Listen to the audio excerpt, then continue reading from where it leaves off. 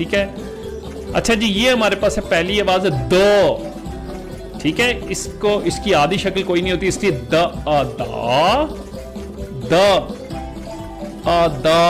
दादा। जी दादा कौन होते हैं? दादा आपके घर में आपके अपने दादा। यहाँ पे आदि इश्काल हैं तोड़ किया हुआ है ताकि आप इसको आसानी से पढ़ सकें।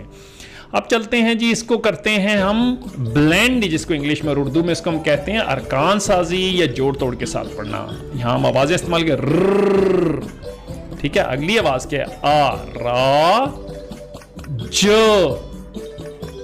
आजा राजा। इसमें देखें ये आवाज यहां से हमने काटी है और बाकी हमारा बच गया ऐसे करके जो, ठीक है। तो ये आदि इश्काल हमने पढ़ी है। राजा, राजा कौन होता है? राजा इंग्लिश में होता है प्रिंस, ठीक है। इसको हम कहते हैं राजा जी। तो नेक्स्ट है जो।